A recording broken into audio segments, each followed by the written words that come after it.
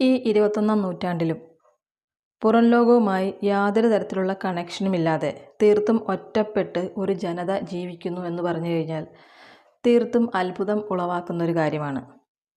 ഇനി ഇവർ ജീവിക്കുന്നത് ഇന്ത്യയിലാണെങ്കിലോ, അതായത് സെൽഫോണോ ഇൻ്റർനെറ്റ് കണക്ഷനോ ആധുനികമായ ടെക്നോളജിയോ ഒന്നും ഉപയോഗിക്കാതെ പ്രകൃതിയുമായിട്ട് ഇഴുകിച്ചേർന്ന് ജീവിക്കുന്ന ഒരു ജനത.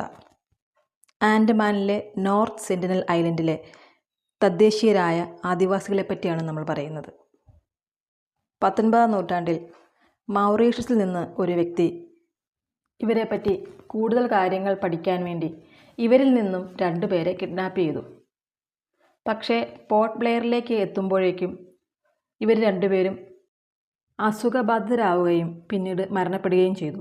ഇതിൻ്റെ കാരണം അന്വേഷിച്ചപ്പോൾ നമുക്ക് മനസ്സിലാക്കാൻ സാധിച്ചത് ഈ ഗോത്രവർഗ്ഗക്കാർക്ക് പുറംലോകവുമായി യാതൊരു തരത്തിലുള്ള ബന്ധവും ഇല്ലാതിരുന്നത് കൊണ്ട് തന്നെ ഇവരുടെ ഇമ്മ്യൂൺ സിസ്റ്റം വളരെ വീക്കായിരുന്നു. അതുകൊണ്ടാണ് ഇവർ പുറം ലോകത്തേക്ക് എത്തിയപ്പോൾ അവർക്ക് സർവൈവ് ചെയ്യാൻ സാധിക്കാതെ മരണപ്പെട്ടത്. 2004-ലെ സുനാമിയുടെ സമയത്ത് ഇന്ത്യ ഗവൺമെൻറ് ഇവർക്കാവശ്യമായ സഹായവുമായി ഹെലികോപ്റ്റേഴ്സ് അങ്ങോട്ടേക്ക് അയച്ചിരുന്നു. പക്ഷേ അവിടുത്തെ കാഴ്ച കണ്ട അവർ ഞെട്ടിപ്പോയി. കാരണം ഈ ഗോത്ര ജനത സുനാമി മുൻകൂട്ടി കണ്ടിരുന്നു.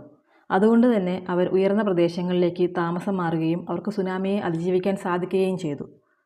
ഇവരുമായി കമ്മ്യൂണിക്കേറ്റ് ചെയ്യാൻ ഒന്നിലധികം അറ്റംപ്റ്റുകൾ നടന്നെങ്കിൽ